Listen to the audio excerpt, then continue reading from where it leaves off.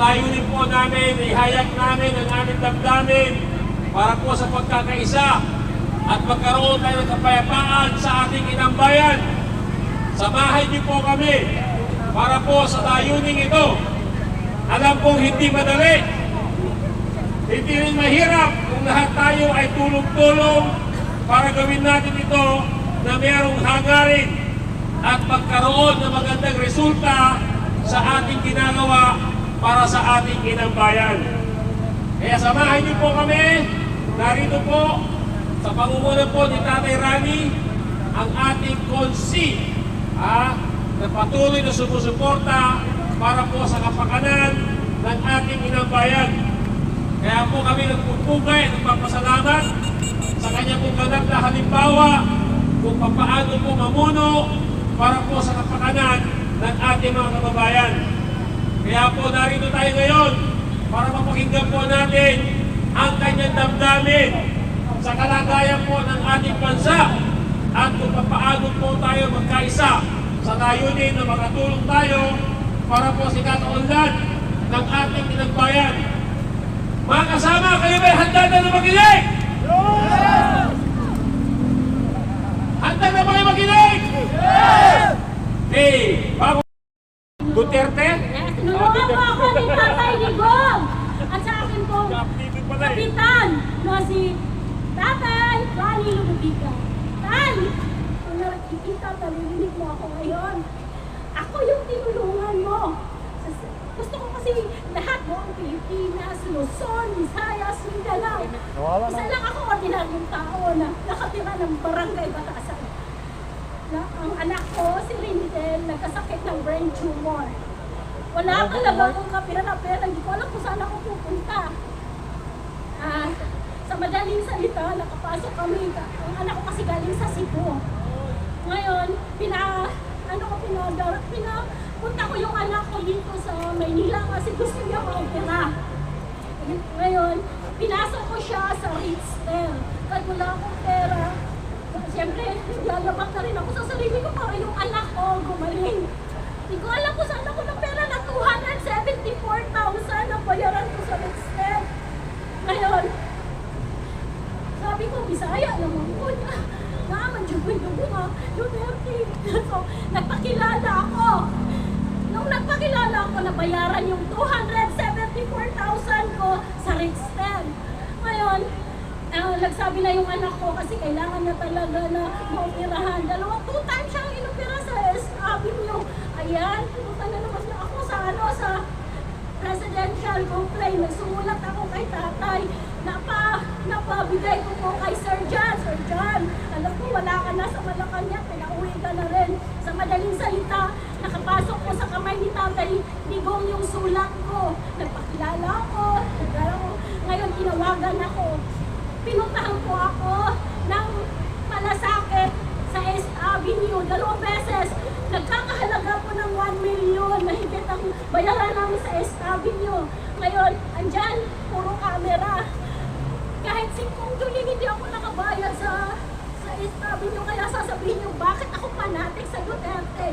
Kasi si Tatay Digong lang ang nakinig sa akin. At that time, na natulungan niyo ako, pumasok pa rin ako kay Tatay Digong sa Malacanang. Binigay ko pa rin yung sulat ko para makalabas yung matandang 73 years old na nakulong sa Abuyog Lady.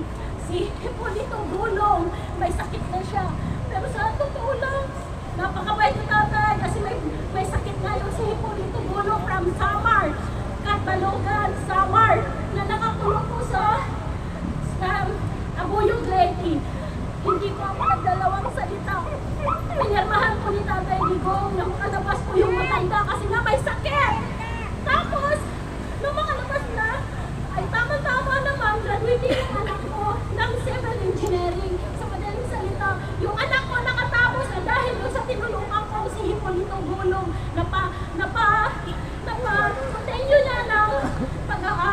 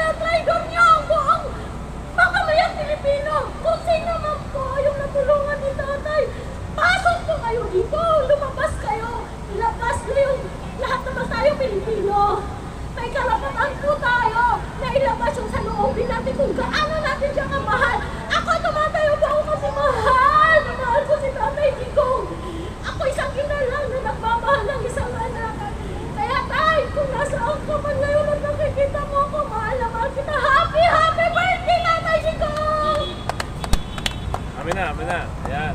Eh, yan po ha, pasasalamat. No? Nananawagan po kami sa lahat ng mga OFW. Malaki po ang ating utang na loob, si Tatay Digong. Wala pong tayong tahanan sana sa Department of Migrant Workers kung hindi po inasikaso ng Tatay Digong ito. Ako'y nananawagan, lalo na po yung mga nakauwi noon sa panahon ng Tatay Digong. Huwag po tayo makalimot sa tao nagmahal sa atin. Napapakinabangan natin ang Department of Migrant Workers dahil kay Tatay Digong. Ako'y nananawagan sa lahat po ng probinsya, especially po yung nakauwi po natin, nakasama po natin si Presidente Digong. Pagka-video naman mag-uwi. Nananawagan po kami sa inyo, sumama kayo sa aming hakbang na ito. Mapabalik natin ang ating Tatay Digong. Yun lang masasabi ko sa inyo, magkaroon tayo ng pusong utang na loob sa taong nagmahal sa atin. Mga OFW, nananawagan ako sa inyo. Sa buong Saudi Arabia, kung saan dyan, nagbigay ng tulong malaki ang ating Tatay Digong. At lahat kayo dito ay nakapauwi na. Yun lang po. Thank you, Kuya. Ano na, brother? Oh, Doc. Po ngayon nandito sa Quezon City, sa pamumuno po ni Tatay Ludipica, dito po, ako po nagsasalita lang din ako. Ako po taga Cebu, ako galing ako sa amin, namangha talaga ako sa ginawa ni Tatay Digong. Bakit po? Ang dami niyang proyekto na nagawa. Na dati walang tulay sa amin. Ngayon pumunta po kayo. Napakahaba ng tulay ang ginawa niya. At mga daan na hindi ko pa napuntahan, ngayon ay nakiikot ko na. Kaya sana po, sa oras na ito, ituloy po ang mga proyekto ni Tatay Digong. Kung sino man ang namumuno. Shout out na lang din po. Pasensya na po kung sino man nasasagasaan. Ito'y nanawagan lang. Nagsisigaw kami na, bring him home! Bring him home! And happy birthday, Tatay Digong. Ito po, salamat po. Ayan, si Joseph, the Master Chiropractor. Nakapag-invade po kayo, kasama po yung sa Servisyo Bayan ni Tatay Rani at Wellness Pilipinas. Pwede po kayo lumapit sa kanya. Alright, meron pa ba sa ating hanay? Gusto mo ganit, ano na mensahe?